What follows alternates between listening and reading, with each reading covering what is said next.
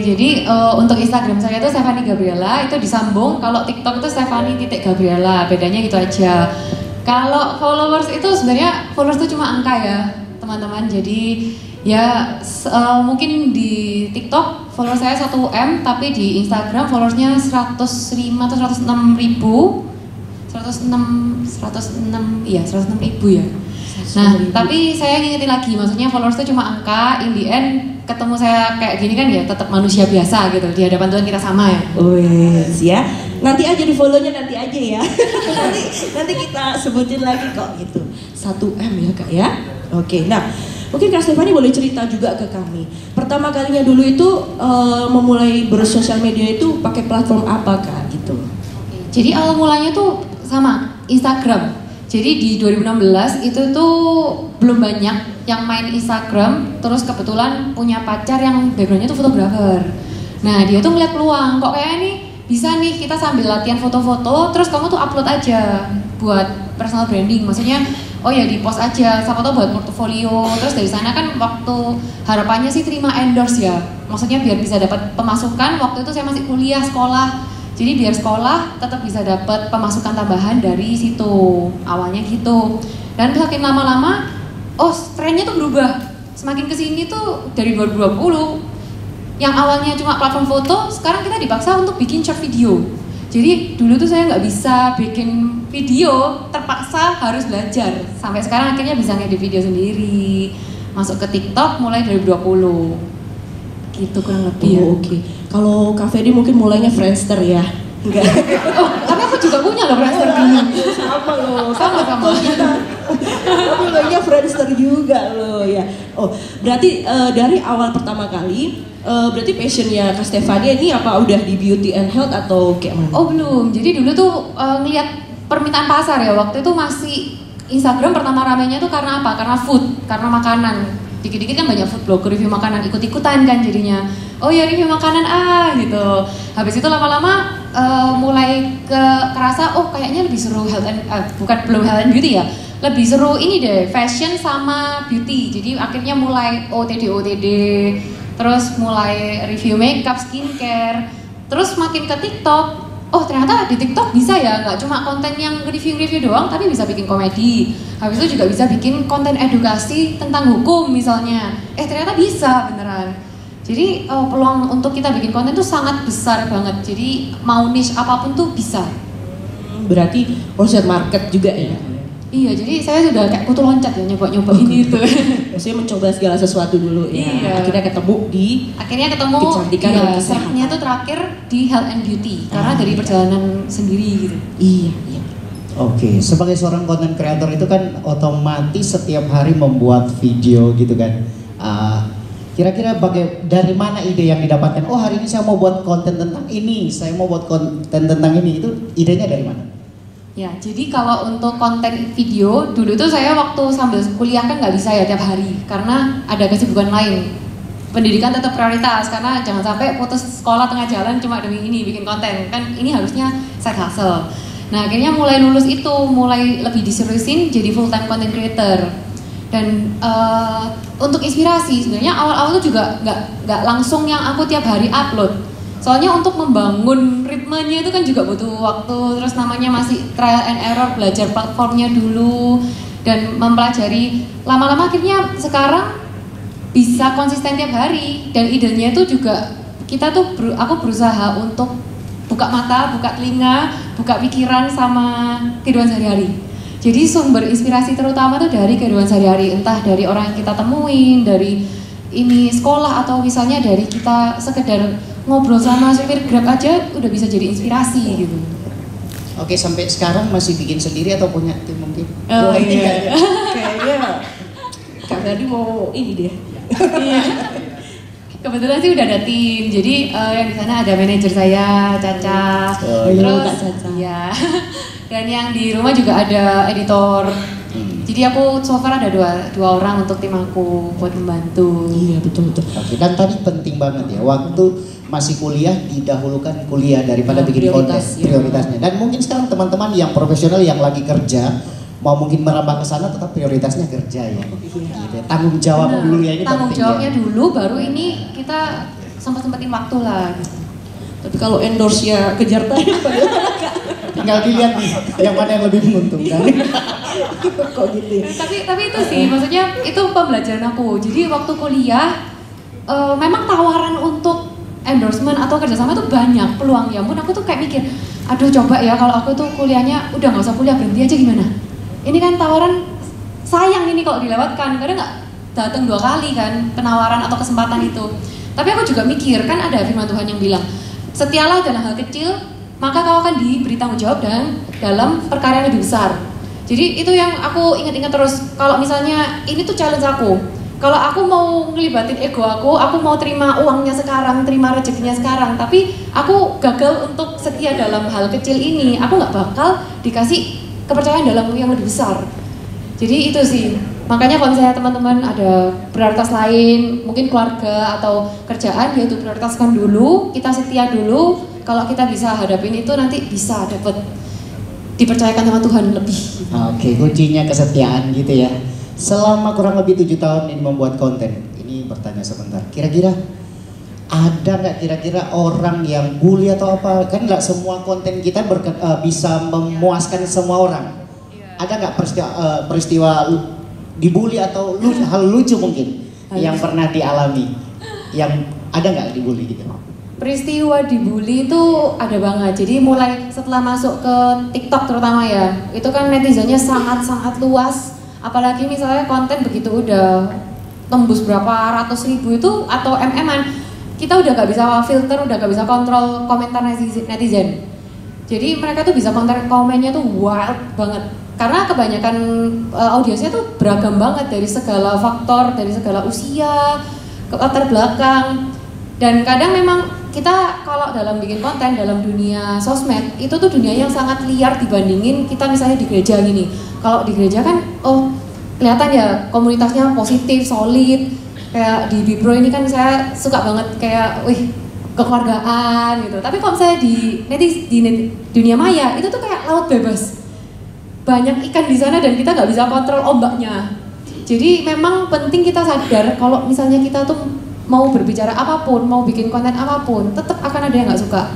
Jadi tetap kita nggak bisa menyenangkan semua orang, tapi yang penting menyenangkan kita sendirilah sebagai pembuat konten tuh puas dengan konten kita sendiri.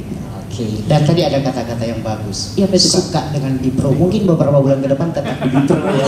Tepuk tangan dulu yang setuju dong.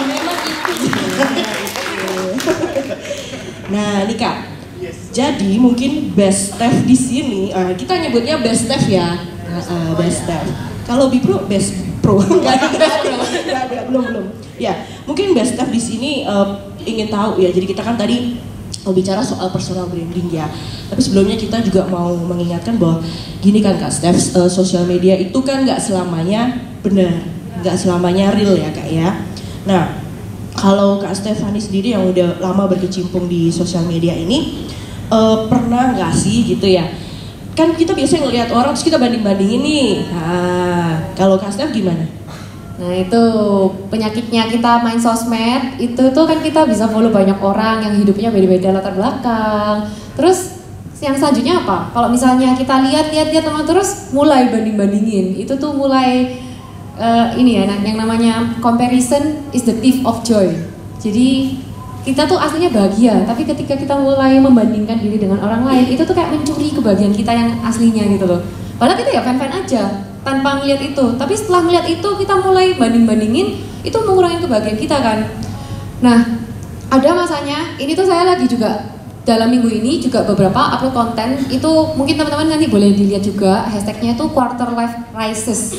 Jadi biasanya kalau kayak saya kan di usia-usia mau ini kan quarter life crisis seperempat abad tuh biasanya kita lagi krisis identitas, terus ngerasa kok hidupku gini-gini aja, kok teman-temanku udah lebih sukses, mulai banding-bandingin. Nah itu tuh penyakit yang biasanya menghantui anak mulai seperempat abad. Tapi mungkin apakah ada yang mengalami juga saat ini? Gak apa-apa. Ada yang mungkin merasakan? Tapi semoga enggak lah ya, berarti nggak ada yang ngalamin, amin gitu. Atau mungkin udah lewat di hidup. Udah lewat kayaknya ya. Udah lewat gitu. Jadi nggak relate ya. Masih relate kan? Masih Iya, iya, relate. iya. Ya mungkin, tapi ada kan masa-masanya kita tuh kayak roda, nggak mungkin kita di atas terus. Pasti ada waktunya kita juga down. Nah, mungkin konten-konten quarter life crisis itu bisa jadi pengingat juga. Aku tuh banyak ingetin tentang comparison, banding-bandingin. Di masa-masa pandemi, itu tuh kan kita di rumah terus. Dan waktu saat itu, konten TikTok tuh kan lagi naik-naiknya. Di saat ekonomi lesu, kita di rumah aja, nggak boleh pergi-pergi. Udah, kita tuh makin terkungkung, terpenjara. Terus yang ada di sosmed yang aku lihat itu murah banget. Belanja ya. Iya, kayak pamer beli mobil Tesla gitu. Terus ya maksudnya yang awalnya itu aku juga ya nggak perlu iri kan, tapi lama-lama ngeliat itu, wah ini orang-orang ini kok bisa ya kaya secepat itu ya, kok gampang banget kaya itu, kayak Tuhan kok aku gini-gini aja sih Tuhan gitu. Mulai kita protes ke Tuhan, mulai nggak puas dengan hidup kita sendiri, padahal kita tuh juga kurang berkat apa, bisa makan tiap hari itu juga harusnya udah bersyukur kan. Tapi di saat ada masanya kita tuh bisa jadi toksik seperti itu, bisa kayak kok aku gini-gini aja. Apapun yang dipost di sosmed, aku tuh mulai sadar, maksudnya aku mulai ceritakan ke suami kan, maksudnya apapun kalau bisa unek-unek aku tuh tanya ke suami, dan dia itu seenggaknya bisa jadi ini ya, ngingetin aku terus. Dia tuh selalu ngingetin apa yang orang-orang post di sosmed itu tuh ya sisi terbaiknya orang tersebut. Jadi mungkin kita kalau scrolling sosial media, ini bahayanya ya, kalau kita scrolling kelamaan, kita kan lihat orang A, B, C, D, banyak yang kita follow. Nah, orang A misalnya, dia tuh ngepost, aku jalan-jalan nih. Waktu pandemi aku tetap bisa naik private jet pribadi, terus punya kapal pesiar. Kelihatannya hidupnya bisa enak, jalan-jalan terus. Nah, ada orang B juga. Orang B ini ngepost, aku punya keluarga yang bahagia banget nih, suamiku ganteng, anakku lucu-lucu, terus posting yang bahagia-bahagia terus. Kita jadi ngerasa, wah hidup orang ini perfect banget ya, keluarganya bahagia. Terus orang yang ketiga ini nunjukin dia barusan masuk Forbes 30 under 30 gitu. Wah sukses banget ini orang, terus bisnisnya habis IPO, habis disuntik dana investor gitu. Wah orang-orang ini, jadi kita kan tadi lihat orang A, B, C dengan kesuksesannya yang beda-beda yang mereka tampilkan di sosial media. Tapi kita kan nggak lihat di belakangnya, siapa tahu nih orang yang sering traveling tapi ternyata rumahnya nggak kurus, ternyata dia sendiri rumahnya berantakan.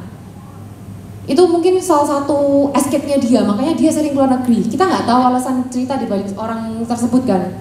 Orang B, keluarganya bahagia, tapi siapa tahu itu cuma cover up buat menutupin kalau di belakang mereka nggak seharmonis itu.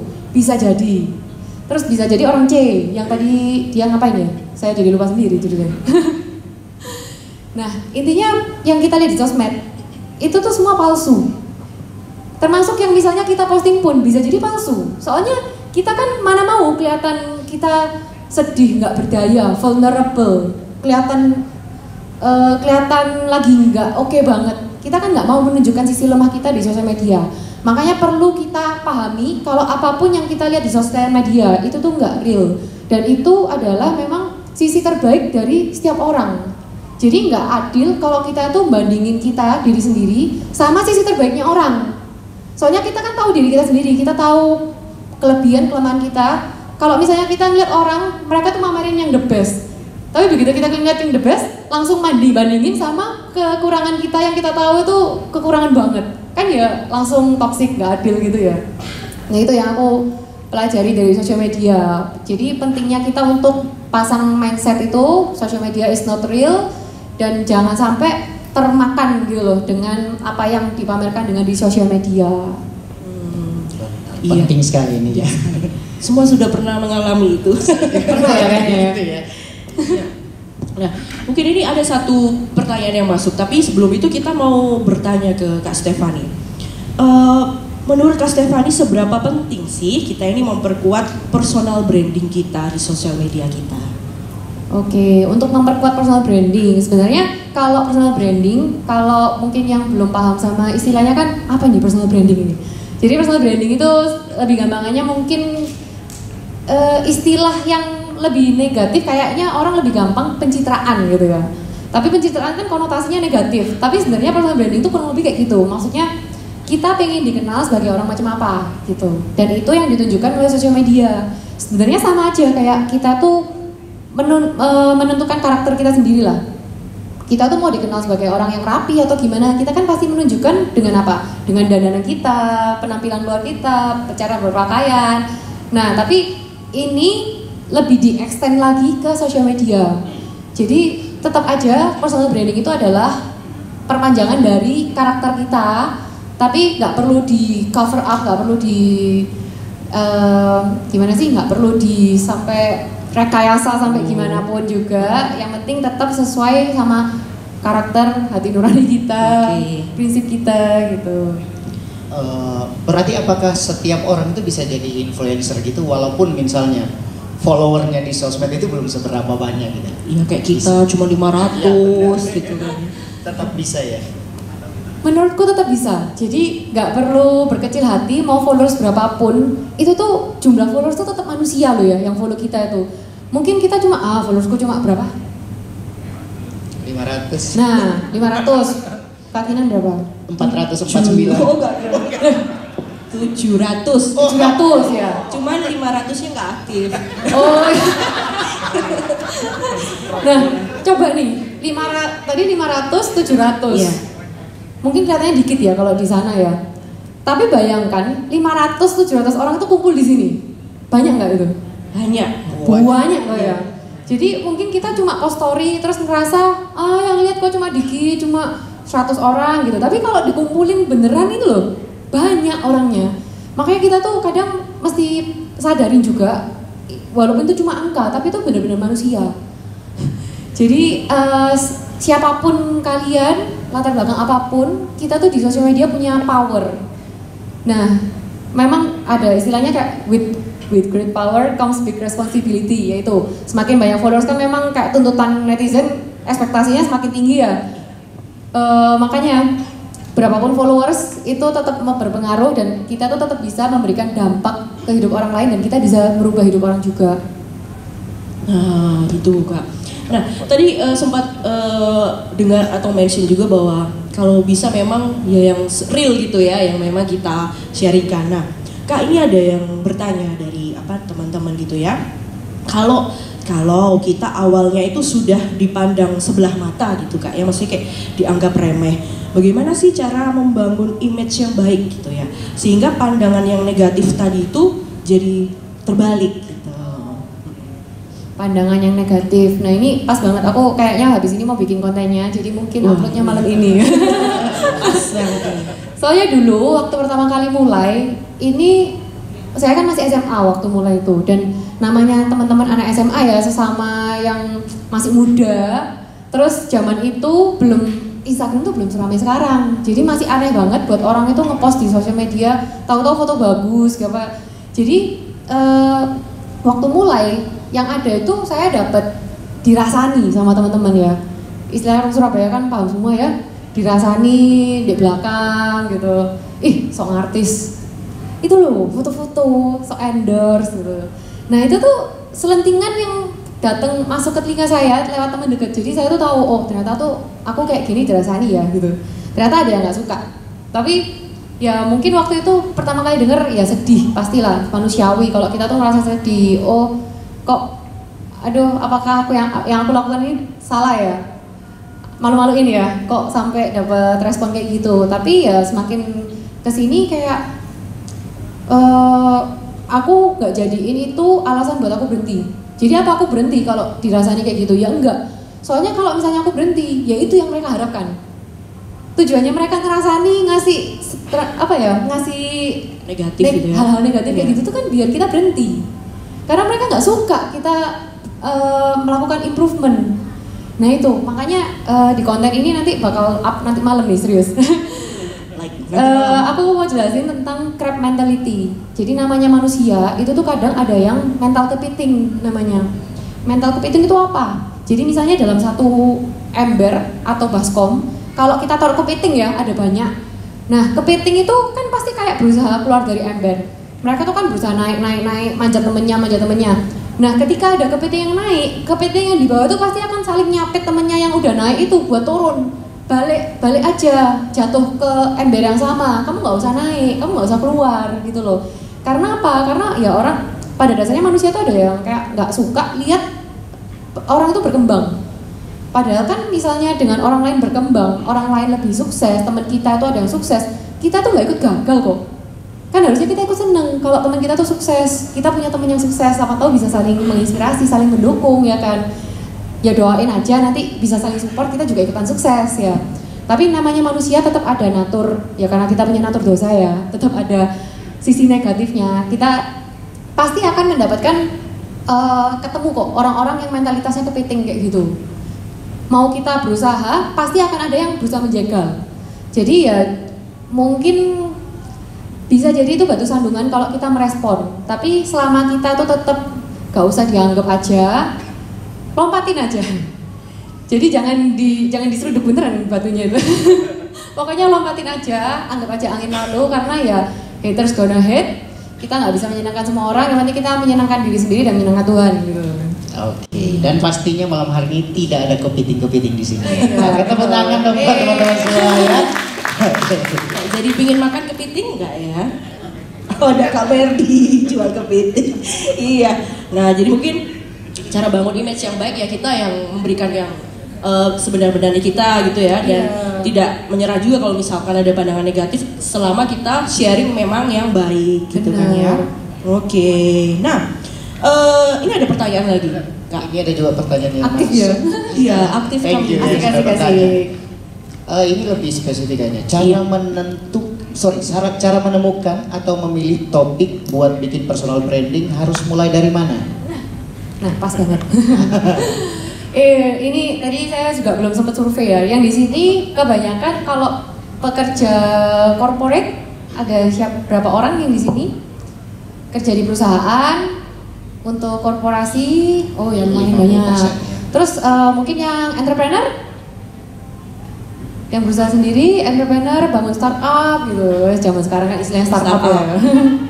Terus yang lain apa ya? Yang belum angkat tangan ya? Yang Owner. Business owner. Atau pewaris tunggal kaya raya loh. Nah itu background kita kan beda-beda. Jadi harapan aku sih, maksudnya di sini personal branding itu gak cuma buat aku yang misalnya jadi content creator ya, karena semakin saya lihat itu, sosial media itu berkembang banget, dan kita tuh kan juga pasti ya punya lah, tadi semua pada punya Instagram. Sayang banget kan kalau Instagram walaupun followersnya 500 tuh juga kalau dikumpulin banyak loh ya. Kan sayang kalau misalnya kita tuh nggak pakai itu untuk sarana kita juga menunjukkan karakter kita. Siapa tahu kita juga bisa memberikan dampak yang bagus buat environment. Dan terlebih lagi itu goal utamanya itu apa sih? Hidup kita itu untuk memuliakan Tuhan. Amin. Jadi aku kemarin juga barusan dapat pulang itu sambil dengerin lagu Hidup Ini Adalah Kesempatan, hidup ini untuk melayani Tuhan, hidup jadi berkat. Nah itu yang saya, itu maknanya dalam banget, hidup lagunya sederhana tapi wah makjleb gitu. Ya kalau misalnya kita punya sosial media di bidang apapun, kerjaan apapun, kita tuh harus tetap bisa memuliakan Tuhan. Karena tadi yang ditanyakan ini ya, gimana cara menentukan kita tuh mau karakternya seperti apa. Ya balik aja, maksudnya seperti kita apa adanya. Misalnya kita kerjanya sebagai seorang pekerja kantor. Ada juga teman-teman yang misalnya nunjukin personal brandingnya sebagai budak korporat gitu, istilahnya budak korporat kan zaman sekarang. Ya nge-share kesehariannya, gimana caranya dia dealing sama kesibukannya, terus ada jam lembur-lembur. Tapi itu juga balik lagi ke tiap orang ya, ada yang nyaman untuk nge-share kehidupan kerjanya, tapi ada juga yang nggak nyaman, ingin bikin persona baru. Ya nggak apa-apa, selama kita tuh nyaman, kita bisa lakuin itu untuk jangka waktu yang lama. Kita bebas untuk menentukan kita mau hadir sebagai orang seperti apa. Jadi contohnya yang pernah saya alami itu misalnya di bidang hukum ya. Waktu itu saya sering bikin konten hukum, tapi semakin lama kok dari respon netizen banyak, tapi kan beragam. Itu bikin lelah, bikin capek untuk menanggapi respon yang terlalu beragam itu. Terus untuk research kontennya itu juga kok lama-lama nggak enjoy gitu. Padahal itu kan bidang kuliah saya udah 4 tahun gitu ya, kuliah hukum. Tapi makin lama-lama ternyata saya nggak enjoy di bidang ini. Ya it's okay, kita buat untuk shifting. Kalau nggak dicoba kita juga nggak tahu. Makanya itu penting buat kita mulai coba aja dulu. Kita mulai coba kenalkan diri kita seperti apa, pengen kenalin seperti apa. Kalau misalnya kita nggak suka, ya nggak apa-apa buat kita banting setir di tengah jalan. Soalnya itu yang aku lakukan. Ketika aku nggak nyaman, daripada aku tidak semangat, tidak jadi kerjanya itu sambil menggerutu, mending aku cari konten yang aku suka, personality, bangun karakter lagi seperti apa yang aku suka gitu loh.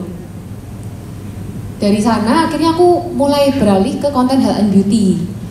Soalnya sambil pandemi, sambil bikin konten hukum, saya tuh juga sempat naik berat badan berat banget. Sampai 66 kilo, lingkar perut tuh 80 lebih. Dan dari situ tuh aku mulai perjalanan untuk olahraga, belajar ilmu nutrisi. Sempat yoyo juga, udah kurus, ngembang lagi, kurus, ngembang lagi. Nah itu memang perjalanan trial error, tapi dari sana tuh setelah sharing, oh kok ternyata banyak teman-teman yang mulai ikut olahraga. Dari yang waktu Indonesia Gobios itu, banyak yang ikutan ngetek. Jadi sesimpel dari kayak hal gituan aja, oh ternyata bisa ya ngajak orang lain untuk ikut olahraga. Padahal susah loh untuk ngajak satu orang untuk olahraga, tapi mereka bisa. Makanya itu, wah, the power of social media itu hebat banget. Selama kita pakai itu untuk hal yang benar, kita pasti bisa ngasih dampak yang positif. Nah, itu Kak. Memang kita juga dulu pernah punya Kak Steph untuk olahraga ya, waktu setiap Sabtu pagi di gitu. Bipro. Di Bipro. Oh. Tapi yang ngajar live gitu, yang live IG, kita yang di rumah sambil tinggal. Sambil teman-teman itu. Jadi pokoknya enggak lo, kita ikut olahraga. Tangan. Makan doang. Nah, Kak, tadi kan saya sempat dengar Kakak bilang yang tentang hal positif deh Kak ya. Ini ada pertanyaan dari teman-teman di sini. Sebenarnya apa sih Kak Steph, sisi positif dari sosmed tuh apa gitu ya? Terus hal baik apa sih yang bisa kita ambil dari sosmed itu ya? Nah kalau nggak ada positifnya, apakah mending kita nggak usah sosmedan sekalian gitu? Sisi positifnya sosmed sebenarnya dari hal apapun kita tuh pasti bisa dapetin sisi positif dan negatif. Pasti ada sisi plus minus lah. Tergantung gimana kita pakainya, gimana kita meresponinya. Soalnya memang kita nggak bisa kontrol hal lain, tapi kita bisa kontrol apa yang kita lakukan dan respon kita. Dan sosmed itu juga gini ya, kayak law of attraction, kayak kita tuh magnet. Kalau kita ingin jadi magnet hal yang positif, ya kita menelurkan konten-konten yang positif, yang berdampak baik buat orang. Kalau misalnya memang kita uploadnya konten-konten yang kontroversi, terus memancing perdebatan, yang datang apa? Ya masalah juga. Mereka kan debat di konten kita, padahal kita kan tergantung nih. Kita ingin mengundang orang macam apa ke platform kita. Jadi dari sana tuh yang saya pelajarin, oh ya kalau misalnya aku bikin konten hukum, yang datang orang-orang yang pengen debat nih. Tapi kalau misalnya yang aku bikin konten health and beauty, yang datang itu orang yang pengen belajar hidup sehat. Beda banget target marketnya. Nah itu personal branding itu sama halnya kayak kita tuh menentukan kita ingin bikin komunitas seperti apa. Jadi siapapun tuh bisa membentuk komunitas di Instagramnya melalui personal branding. Kalau misalnya kita dikenal sebagai orang yang profesional muda, oh kita ini, misalnya saya ini agen properti nih, trustworthy, udah 10 tahun di bidangnya.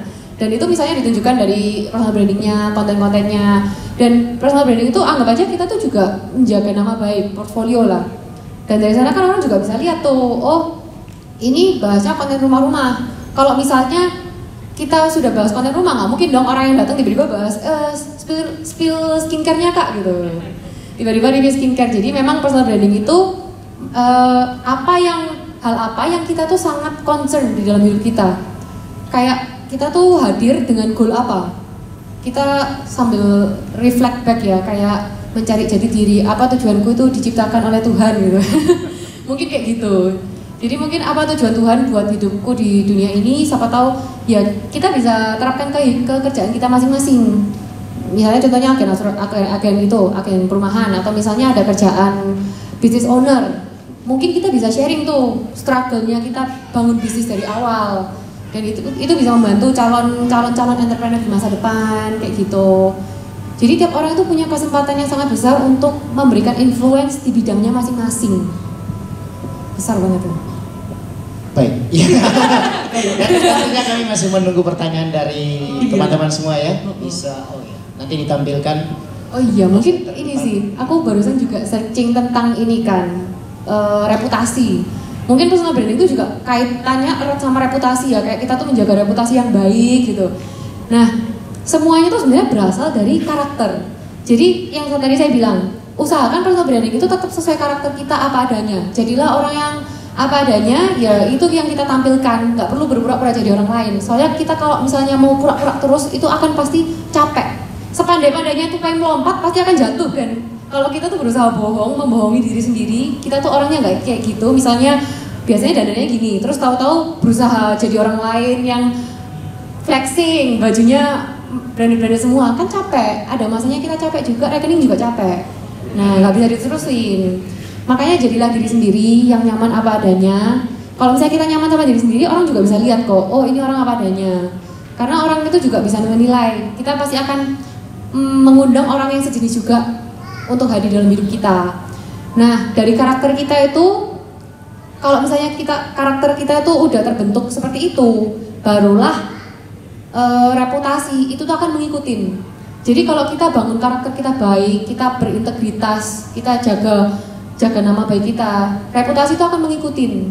Jadi orang juga akan merecognize, oh ini orang beneran memang sesuai yang di-share, sesuai yang di kontennya, memang orang yang nggak ngomong tok gitu, dia walk the talk. Jadi pentingnya kita tuh untuk menjaga nama baik. Terus juga yang saya suka itu ayat ini. Oh iya. Ayat. Bener nggak ya ini? Semoga nggak salah alamat. Roma 12 ayat 2. Ada yang tahu isinya? Apakah? Terus, Oh, jadilah sama dengan dunia ini. janganlah. Loh, ya apa? Terkejut salah. Salah ayat ini. Salah. Janganlah kamu menjadi serupa dengan dunia ini, tetapi berubahlah oleh pembaharuan budimu sehingga kamu dapat membedakan mana kehendak Allah, apa yang baik, apa yang berkenan kepada Allah dan yang sempurna. Ini tuh salah satu ayat yang sudah diajarkan dari kita kecil. Mungkin kalau kita ke gereja tuh udah berkali-kali lah ya, sampai katam telinga kita mendengar ayat ini. Tapi secara personal, dari perjalanan berkarir ini ayat hits me hard istilahnya. Janganlah jadi serupa dengan dunia ini. Karena di dunia ini, untuk orang-orang, untuk peluang bikin konten, semua orang bisa jadi content creator, semua orang bisa bikin konten. Dan di dunia ini udah nggak kurang sama konten negatif kok. Konten negatif tuh udah banyak banget. Dan buat apa kalau kita tuh menambah kekeruan, kita menambah hal yang negatif ke dunia ini gitu. Kan pesan Tuhan juga, jadilah garam dan terang dunia. Makanya itu janganlah serupa dengan dunia ini, berubahlah oleh pembaharuan budimu. Kalau pembaharuan budi itu mungkin kayak terlalu berat ya di Alkitab ini. Kalau saya boleh translate sendiri ke bahasa kita yang lebih kekinian ya, pembaharuan budi itu yang aku tangkap itu lebih ke kayak mindset. Kita tuh sebagai manusia harus berubah, terus berusaha meningkatkan mindset kita berkembang secara pola pikir gitu. Mindset itu pola pikir. Nah, dari berubahlah oleh pembaharuan budimu. Ketika kita bisa merubah mindset kita tuh bisa merubah hidup kita. Kalau misalnya kamu ingin meningkatkan kualitas hidup, mulai dari mindset, mulai dari pola pikir.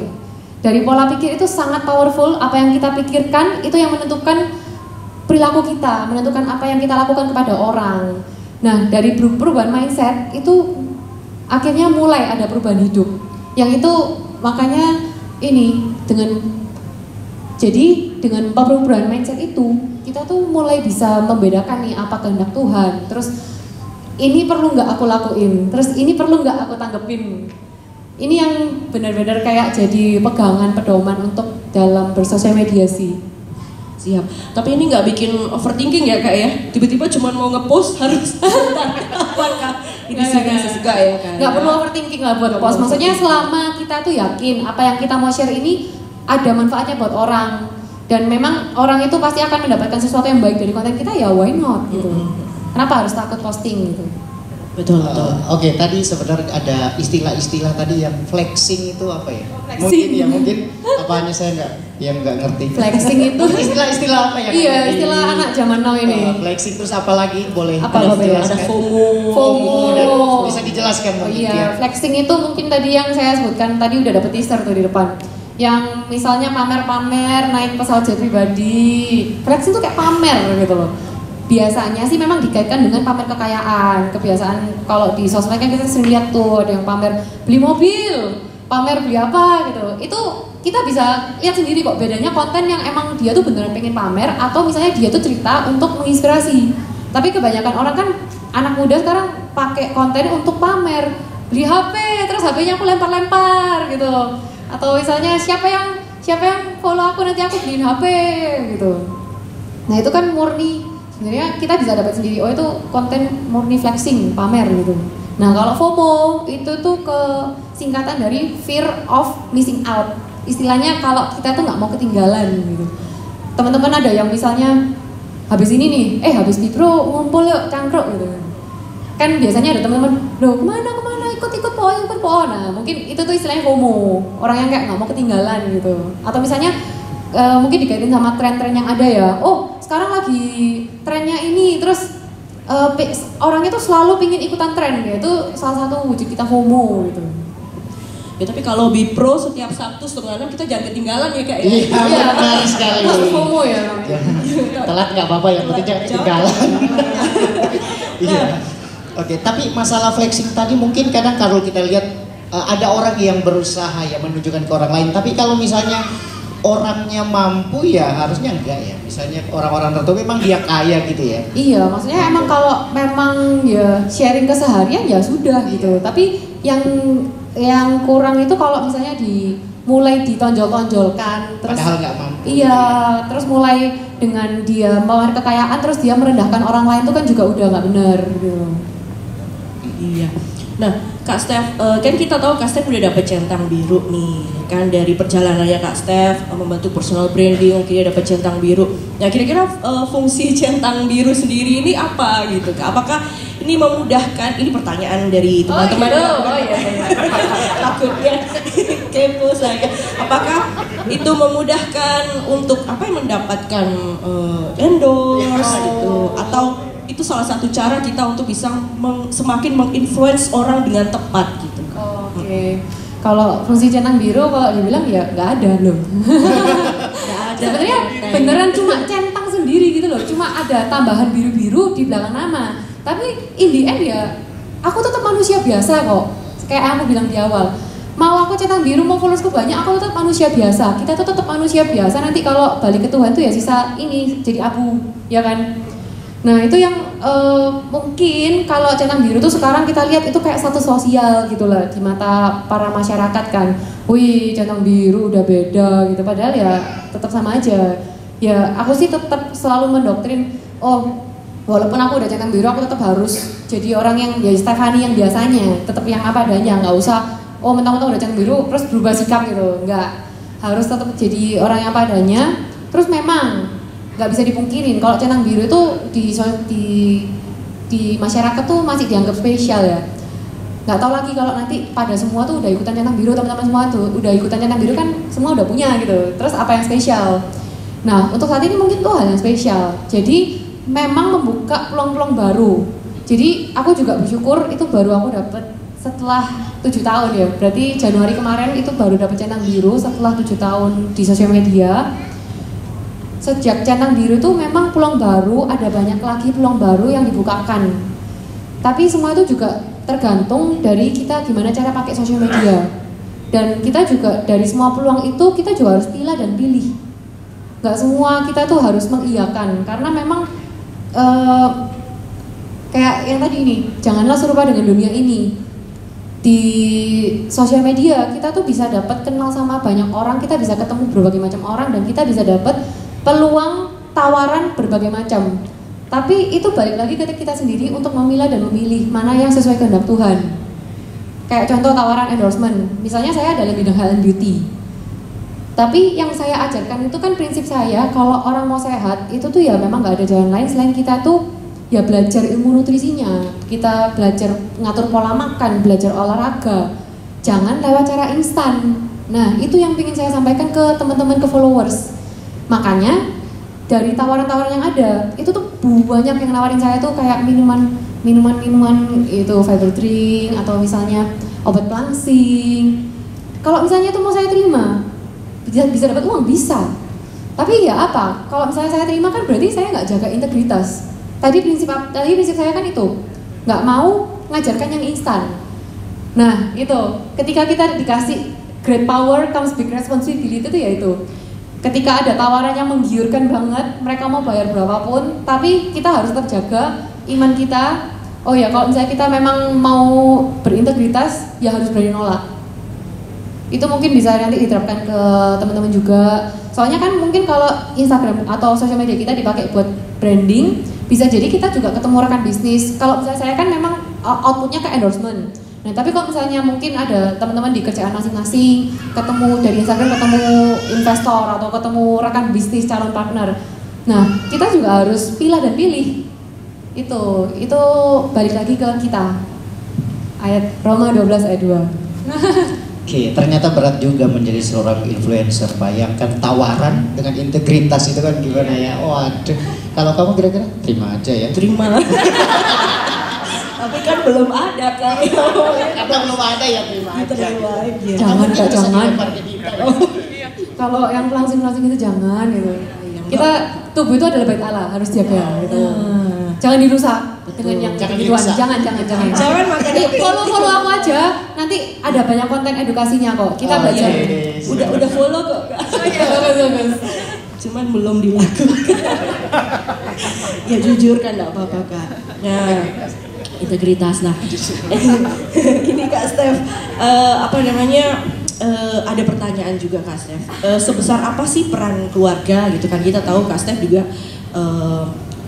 dengan keluarga juga ada mama papa mertua gitu ya. Nah, dan orang-orang terdekat itu dalam membentuk personal branding yang ingin kita tampilkan.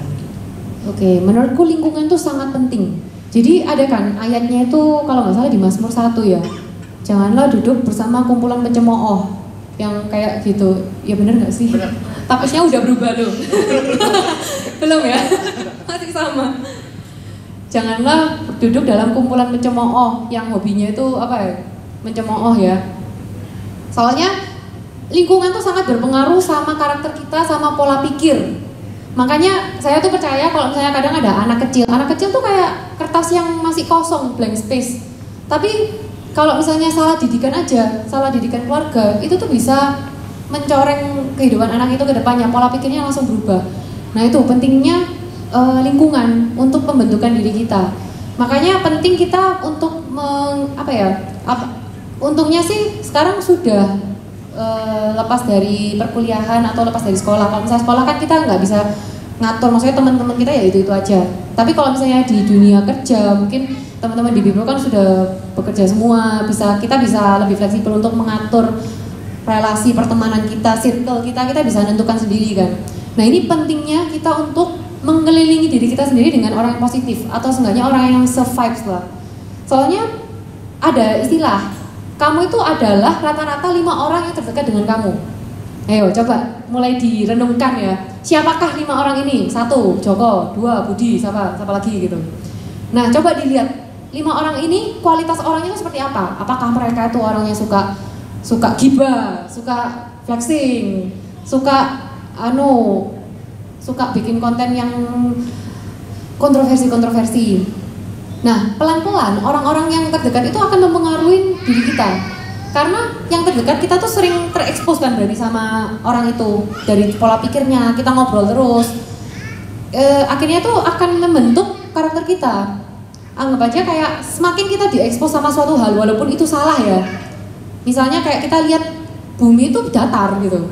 Kita lihat konten bumi datar terus. Semakin kita di feed, kita ngasih makan pikiran bumi itu datar.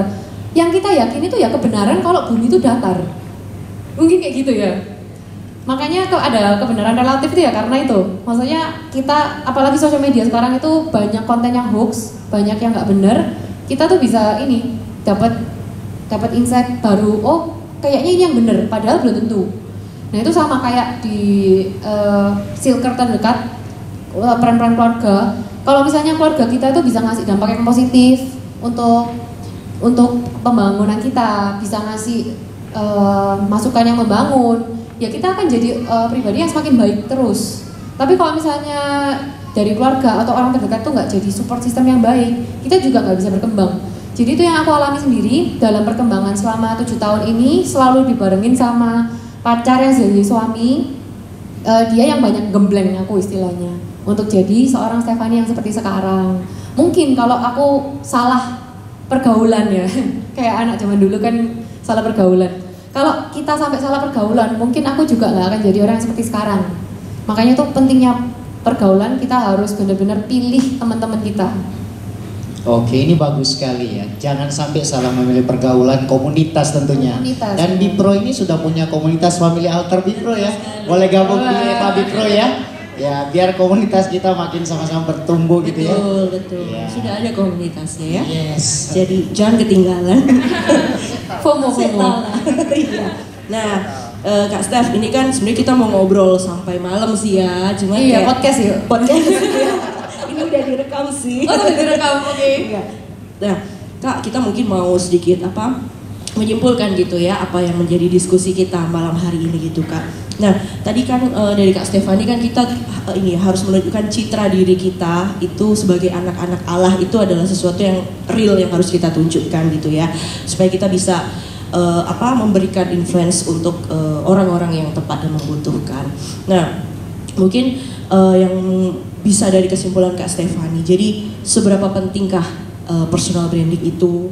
Lalu bagaimana kuncinya kita bisa konsisten begitu ya Kak dalam melakukan hal yang memang kita geluti untuk proses personal branding kita itu. Seberapa penting personal branding? Jadi ya untuk teman-teman semua seperti yang aku bilang tadi, followers itu jangan pernah meremehkan angka followers yang kecil. Karena seberapapun followers kita tuh punya suara, kita tuh punya power untuk menginfluence hidup orang. Jadi setiap orang yang ada di sini adalah influencer di bidangnya masing-masing. Dan kita tuh gimana caranya kita bisa jadi berkat? Kalau misalnya nggak ada ruginya kok, kita tuh berbagi hal yang positif. Kalau misalnya kita bisa memberikan dampak yang positif buat orang lain, kita dengan secara nggak langsung kan kita menjadi berkat buat orang lain. Mending kita jadi berkat daripada kita menjadi batu sandungan buat orang.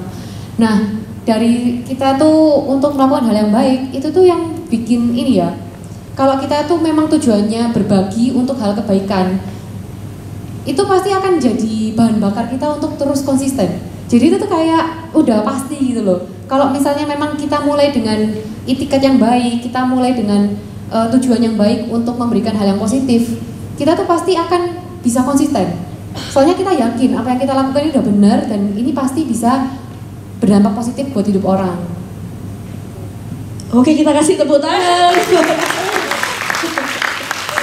Sangat menginspirasi buat kita. Dan tentunya kita semua yang hadir malam hari ini kita adalah influencer. Influencer, walaupun tidak ada centang biru. Amin, centang biru, amin. Nanti kalau enggak kita kasih centang sendiri ya. Oke. Sekali lagi kasih tepuk tangan dong buat Kak Stefani. Kita persilakan